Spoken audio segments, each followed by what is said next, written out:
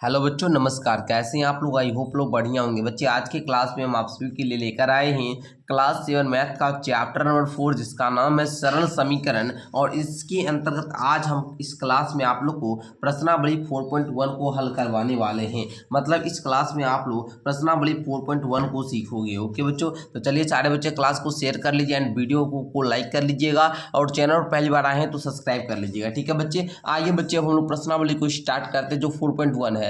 देखिए, first question कहता है निम्नलिखित सारणी के अंतिम स्तंभ को पूरा कीजिए। आपको जो है बाबू ये अंतिम स्तंभ है, इसको पूरा करना है। देखिए यहाँ पर क्रम संख्या दिया गया है, कुछ समीकरण दिए गए, चर का मान दिया गया। बताइए समीकरण संतुष्ट हैं या नहीं। तो बाबू चर आपको पता है ना, चर क्या होता है गुरुजी? जो आपका जिसका मान बदल जाए, अर्थात ए से लेकर बी, ए बी सी, अर्थात आप लोग जेड तक कोई भी मान देखते हो उसको हम लोग चर पद बोलते हैं। एक होता है अचर, क्या होता है बच्चे? अचर। इसको क्या होता है? 1 2 3, इसका मान नहीं बदलता है तो बोलेंगे जिसका मान नहीं बदल जाता है, जिसका मान नहीं बदलता है उसको अचर पद बोलते हैं। जिसका मान बदल जाता है उसको हम लोग चर पद बोलते हैं। ए बी सी डी जो बाबू होता है ये क्या होता है? चर पद होते हैं। ए बी सी डी नहीं, एक्स वाई जेड कोई भी ए बी सी डी का लेटर लीजिएगा वो चर ही होता है। ठीक है, आइए बच्चे हम इसको आपको करवाने का प्रयास करते हैं। तो देखिए हम लोग क्या करेंगे, ये x के बराबर में 3 है तो x की जगह पर 3 रखेंगे और देखेंगे कि हमको बराबर के जो इस साइड 0 दिया है ये बराबर हो पाता है। जैसे फॉर एग्जांपल आप लोग समझिएगा, जैसे यहाँ पर देखिए x प्लस का 3 बराबर में 0 है। x का मान 3 दिया है तो हम यहाँ पर 3 रखे, प्लस का 3 बराबर में 0 होगा। 3 3 आता है बाबू 6, यहाँ पर 0 दिया, ये नहीं संतुष्ट करता है तो बोलेंगे नहीं। तो यहाँ पर आप लोग लिखिएगा, यहाँ पर लिख दीजिएगा नहीं। क्या लिखिएगा? नहीं। लिख दिए? नहीं दिखाई नहीं देता है आप लोग को? नहीं लिखिएगा। देखिए आप फिर से हम लिख देते हैं नहीं। ओके, फिर यहाँ पर आगे देखिए, यहाँ पर है x प्लस का 3 बराबर में 0, x बराबर में 0 रखिए। इसको भी रख के देखिए x प्लस का 3 बराबर में 0, तो x के जगह पर 0 प्लस का 3 बराबर में 0, 0 में 3 जोड़ेंगे तो आपका 3 आ जाएगा बराबर में 0। ये भी संतुष्ट नहीं किया, यहाँ आप लोग फिर लिखेंगे नहीं। क्या लिखोगे बच्चे? नहीं। नहीं लिख दिए। आगे आइए, इसको देखिए 3 नंबर वाला कहता है x के जगह पर -3 को रखिए। x के जगह पर -3 को जब रखेंगे हम लोग तो देखिएगा आप लोग x प्लस का 3 बराबर 0, x की जगह पर -3 रखोगे, प्लस का 3 बराबर में 0, -3 अब +3, माइनस प्लस क्या होता है बच्चे? कट जाता है, 0 बराबर में 0। ये क्या हुआ? संतुष्ट कर दिया, दोनों इक्वल आ जाते हैं। आप लिख दोगे आप लोग हाँ। क्या लिखेंगे? हाँ। लिख दिए ना? चलिए सारे बच्चे लिख लिए। चलिए ओके, तो आप हाँ लिख दीजिएगा। ओके, अब आप लिख देते हैं यस। ओके, चलिए आगे देखिए x - 7 बराबर में 1, x की जगह पर आपको 7 रखना है। आइए बच्चे इसको भी कर लेते हैं। x - 7 बराबर में 1, यहाँ पर 7 देंगे, माइनस का यहाँ पर क्या बच्चे? यहाँ पर 7 बराबर में 1, 7 में 7 या 0 बराबर में 1, संतुष्ट नहीं करता है सर, ये नहीं हो जाएगा बच्चे। यहाँ पर लिख लीजिएगा नहीं। क्या लिखिएगा बच्चे? नहीं। आगे देखिए पांचवा हम लोग करते हैं बच्चे। पांचवा आपका है x - 7 बराबर 1, x के जगह पर 8 - 7 बराबर 1, 8 में 7 का 1, 1 बराबर 1, संतुष्ट कर दिया। तो बच्चे यहाँ पर लिखेंगे हाँ। क्या लिखेंगे? हाँ। उसी प्रकार यहाँ पे आइए, कहता है 5x बराबर 25। आपको पता होना चाहिए कि देखिए, अगर देखिए इसमें हम अच्छा बाबू इधर हम प्लस में, आप समझिएगा, अगर इसमें होता है कि साइड चेन ऊपर साइन चेन, अगर इधर प्लस है तो उधर संख्या को करेंगे तो माइनस हो जाएगा। अगर इधर माइनस है उधर संख्या करेंगे तो ऊपर जाके प्लस हो जाएगा। अगर इधर संख्या गुणा में है उधर जाकर भाग में हो जाएगा, और संख्या भाग में है उधर जाकर संख्या गुणा हो जाएगा। इधर देखिए 5x है तो बाबू 5 गुना x हुआ। क्या हुआ? 5 गुना x हुआ। ये क्या हुआ? 5 गुना x हुआ, अर्थात 5 क्या है बाबू? x के गुना में है, गुणांक है। तो हम बोल सकते हैं x बराबर सर इधर आएगा तो भाग में हो जाएगा, काटिएगा तो 5 आएगा। x बराबर 5 आया बाबू। यहाँ पर x बराबर आपका क्या दिया गया है? x बराबर आपका 0 दिया गया है। बताइए कभी संभव है? नहीं संभव है। तो यहाँ पर लिख लीजिएगा नहीं। क्या लिखिएगा? नहीं। आगे देखिए 5x बराबर 25, देखिएगा आप लोग 5x बराबर 25, देखिए तो आप लोग होगा, अरे 5x बराबर 25, x बराबर बोलिएगा 25/5, कट कर 5 आएगा। ये संतुष्ट कर दिया, ये बच्चे संतुष्ट कर दिया। तो यहाँ आप लिख लेंगे हाँ। ओके। आइए आगे यहाँ पर देखिएगा, ये संतुष्ट करेगा नहीं, माइनस का 5 है तो बाबू ये नहीं कर पाएगा। ओके, आगे आइए बच्चे, आई एक्स 9 नंबर वाला देखिए, m/3 बराबर 2 है ना। अच्छा, m/3 बराबर क्या है बच्चे, 2 है। ठीक है, तो देखिएगा इधर 3 क्या है बाबू, भाग में है। अब हम बताए थे भाग में रहेगा तो गुना हो जाएगा, तो m बराबर हो जाएगा 2 गुना 3, m का मान 6 आया। 6 आया, यहाँ पर दिया क्या है बाबू, -6 संतुष्ट करता है, तो यहाँ बताएंगे नहीं, क्या बताएंगे, नो। अच्छा, m/3 बराबर 2 बराबर में 0, ये तो संतुष्ट करेगा ही नहीं। ठीक है ना, ये भी नहीं हो जाएगा। ओके, अच्छा ये दिया है 6, m का मान 6 आया था ना, और यहाँ पर 6 दिया है तो ये संतुष्ट कर देगा, यहाँ पर हाँ लिख दोगे। तो आई होप कि फर्स्ट क्वेश्चन सारे बच्चे को समझ में आ चुका होगा। एंड फर्स्ट क्वेश्चन बिल्कुल आसान था, तो आप लोगों ने अच्छे तरीके से समझ लिया। एंड आइए हम लोग सेकेंड क्वेश्चन को देखना शुरू करते हैं।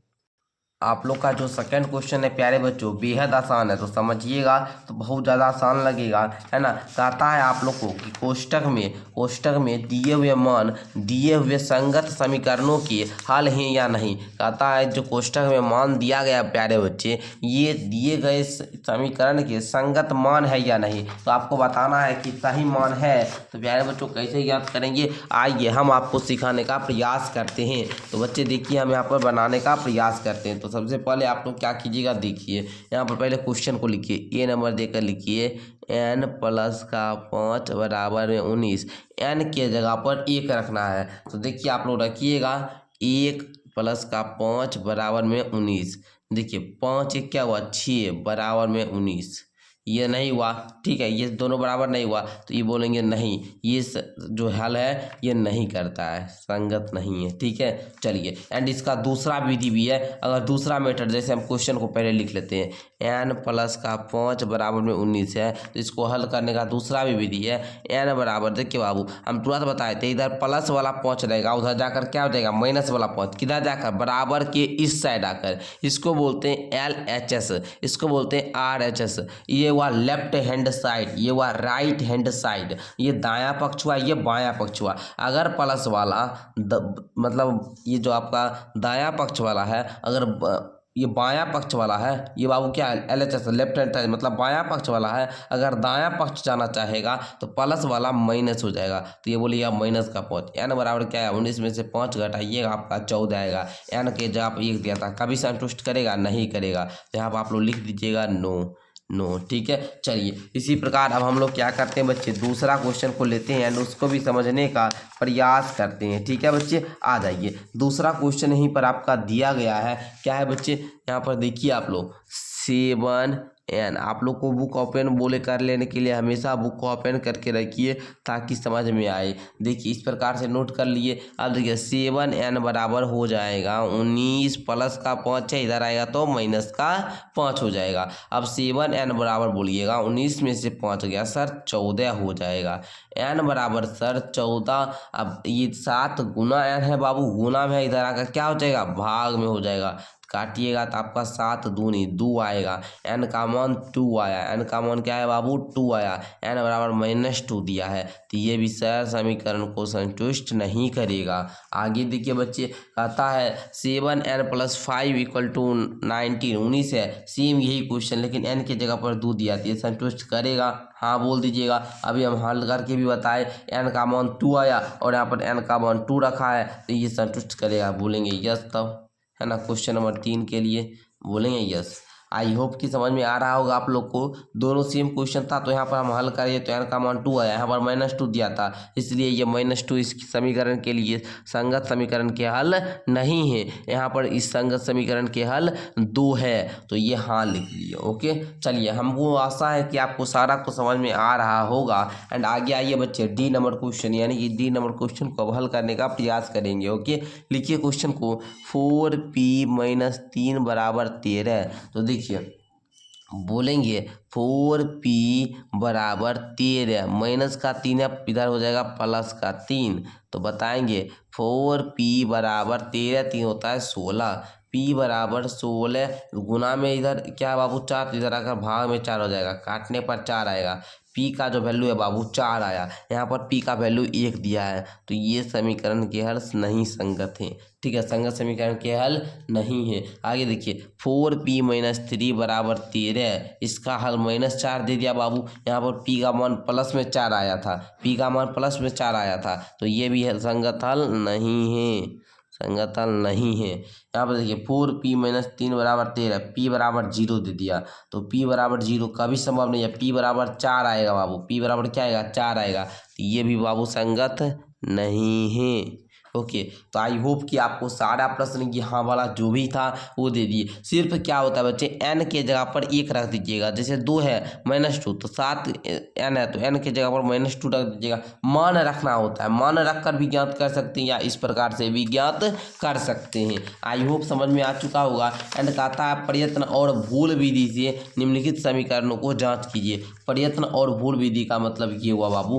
कि आपको p के जगह पर मान रखना है। जैसे देखिए यहाँ पर, जैसे है यहाँ 5p + का 2 बराबर में 17 है, तो आप बोलिएगा कि सर p का मान 1 लेने पर, p जब p बराबर 1 हो तो क्या हो जाएगा, 5p में 1 जोड़ 2 बराबर में 17। अब बोलिएगा 5 एकम 5 प्लस में 2 = 17, 5 2 7 बराबर में 17, दोनों बराबर हुआ नहीं हुआ बराबर ना, तो बोलेंगे नहीं, p का मान 1 संभव नहीं है, हल नहीं है, हल नहीं है। अब दूसरा मान लीजिए, अब इसी समीकरण के लिए दूसरा मान लेंगे। जैसे 5p + का 2 = 17 है। अब बोलेंगे हम लोग क्या, p बराबर 2 लेने पर, तो p के जगह 2 रखेंगे। 5 × 2 + का 2 बराबर 17, 5 दूनी के 10 + का 2 बराबर में 17, 12 बराबर 17। संभव है, नहीं आया बराबर, इसको भी काटेंगे, बोलेंगे संभव नहीं है, यह हल नहीं है, संभव नहीं है।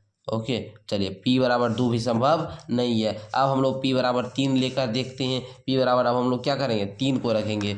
5p + का 2 = 17।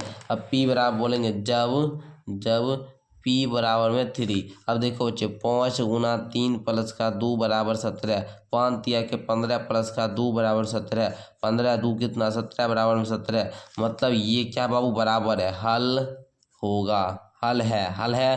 तो बाबू कब, तो p का मान क्या आया, इससे 3 आया। तो इसी को हम लोग बोलते हैं भूल और प्रयत्न विधि। ठीक है, आई होप कि आप लोग को समझ में आ चुका होगा, है ना। चलिए आगे बढ़ते हैं, एक और क्वेश्चन है, इसको भी करने का प्रयास कर लेते हैं। या फिर इस प्रकार से मान रखकर आप लोग कर लीजिएगा, या फिर आप लोग सिंपल से भी कर सकते हैं। ठीक है ना, जैसा आपको अच्छा लगेगा आप लोग क्या कीजिएगा बच्चे, वैसा कीजिएगा। ठीक है ना। चलिए यहाँ पर देखिए, हमको रखना होगा मान 3m - 14 बराबर 4 है। जैसे 3m - 14 बराबर 4, हम यहाँ पर m बराबर लेंगे, तो m बराबर मान लीजिए क्या ले ले, चलिए 4 लेते हैं। m बराबर 4 लेने पर 3 × 4 - 14 बराबर में 4, 4 तिया 12 - 14 बराबर में 4। कभी संभव है बाबू, 12 में 14 गया, माइनस का 2 बराबर 4 आएगा, संभव नहीं है, तो बोलेंगे संभव नहीं है, नहीं है। आगे देखिए, आगे भी मान रखेंगे 3m - 14 बराबर में 4। अब m के जगह पर हम क्या रखें बच्चे, अब m के जगह पर हम 5 रखें, 5 रखेंगे फिर भी हल नहीं आएगा। m के बराबर में हम 6 रखते हैं, तो बोलेंगे 3 × 6 - 14 बराबर 4, 6 तिया 18 - 14 बराबर 4, 18 में 14 का 4 बराबर 4। संभव है, ये बोलेंगे संभव है, संभव है। तो बाबू m का बराबर क्या आया बच्चे, 6 आ गया। इसका p बराबर क्या आया था, 3 आ गया था। अब देखिए इसको हल करने का दूसरा विधि है, समीकरण को जो हल करने की विधि होती है उसको समझिए। जैसे 3m - 14 बराबर 4 है, इसको देखिए कैसे करेंगे। 3m दे दिए, अब देखिए ये 4 है, माइनस का 14 उधर जाएगा क्या हो जाएगा, प्लस का 14। अभी तुरंत बताएं, साइड चेंज करने पर साइन चेंज होता है। 3m बराबर हो जाएगा बाबू 14 4 कितना 18, m बराबर हो जाएगा 18, इधर 3 गुना में इधर आकर क्या हो जाएगा, भाग में हो जाएगा, काटने पर 6 आ जाएगा, m बराबर 6। इस प्रकार भी हल कर सकते हैं, बट आपको यहाँ पर प्रयत्न और भूल विधि इससे विधि से ज्ञात करना था। तो जैसा बोला क्वेश्चन वैसा हल कर लिए। अब आइए बच्चों, कहता है कि निम्नलिखित कथनों के लिए समीकरण को लिखना। जैसे संख्याओं x और 4 का योग 9 है। मान लीजिए कि बच्चे कोई संख्या है x, क्या है बाबू, x है, और उसमें 4 जोड़ते हैं, और x में 4 जोड़ते हैं तो 9 है। मतलब x + 4 बराबर 9। बस इसी प्रकार कथन लिखना था। ठीक है, x कोई संख्या, इसमें 4 जोड़ने पर 9 आता है, तो x + 4 बराबर 9। ठीक है, चलिए उसी प्रकार दूसरा देखिए y में से 2 घटाने पर 8 प्राप्त होता है, तो y लेंगे, y में से 2 घटा दिए तो हमको 8 प्राप्त हो गया ना। चलिए तीसरा आप लेते हैं। तीसरा कहता है a का 10 गुना 70 है, a का 10 गुना, 5 का 10 गुना, a का 10 गुना तो 10 a का 10 गुना क्या हो, a 10 बराबर में क्या 70 हो गया। 10 मतलब ए का 10 गुना, ए का 10 गुना बराबर में क्या 70, ए का 10 गुना 70 है, 10 ए बराबर 70, इस प्रकार से लिखिएगा। चौथा आइए बाबू, चौथा समीकरण को लेते हैं।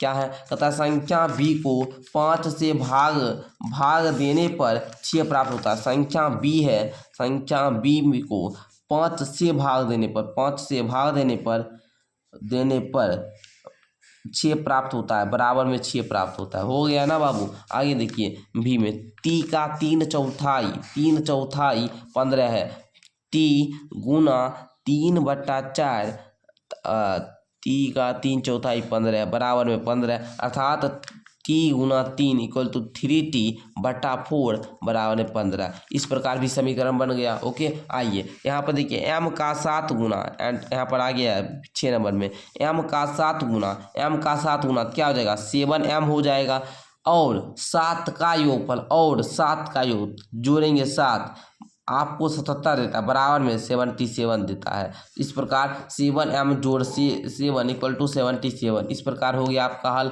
आगे देख लेते हैं बच्चे, आगे आते जाइए। अभी आपको कहीं भी दिक्कत नहीं होने देंगे। देखिए एक संख्या x की चौथाई, एक संख्या x की चौथाई, x की चौथाई 1/4 मतलब x/4, एक x की चौथाई ऋण 4 आपको 4 देता है, चौथाई ऋण 4, x की चौथाई जो है ऋण 4, ऋण 4 करने का मतलब क्या हुआ बच्चे, -4, ठीक है ना। तो x + का 4 - का 4 बराबर में 4, इस प्रकार से आप लोग दे दीजिएगा। ओके, आइए आगे ले लेते हैं। आगे अब आप लोग का 8 नंबर हो जाएगा। कहता है यदि आप y के 6 गुने में से, मतलब 6y में से 6 घटाए, अगर 6 घटाए तो आपको 60 प्राप्त होता है, बराबर में 60 प्राप्त होता है। आई होप समझ में आ रहा होगा। आगे देखिए यदि आप z के 1/3 में 3 जोड़े, z के 1/3 मतलब z के 1/3 में 3 जोड़ेंगे 3 तो 30 प्राप्त होगा। तो 30 प्राप्त अर्थात z में 1 से गुना करेंगे, z/3 जोड़ 3 इक्वल टू 30।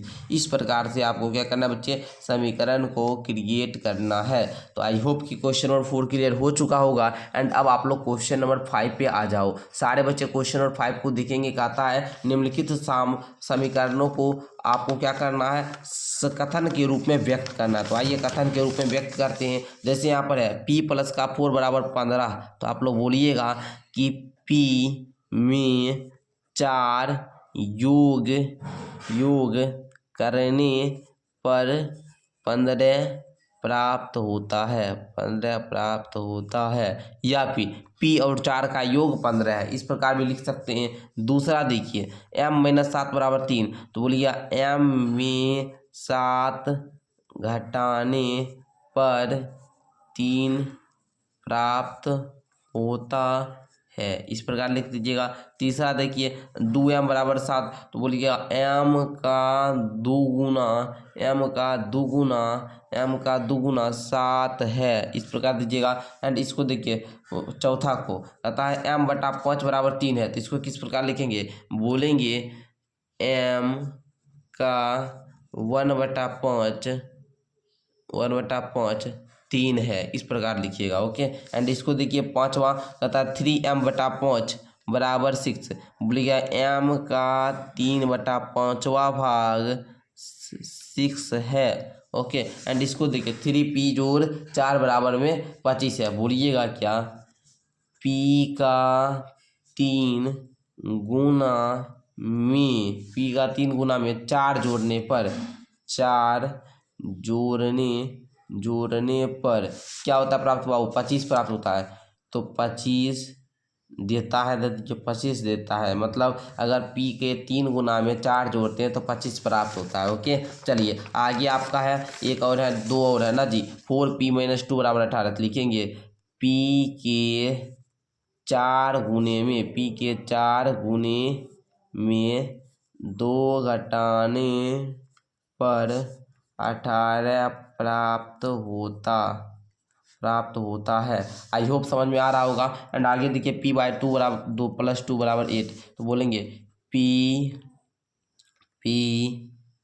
के 1/2 भाग में 2 जोड़ने पर 8 प्राप्त होता है।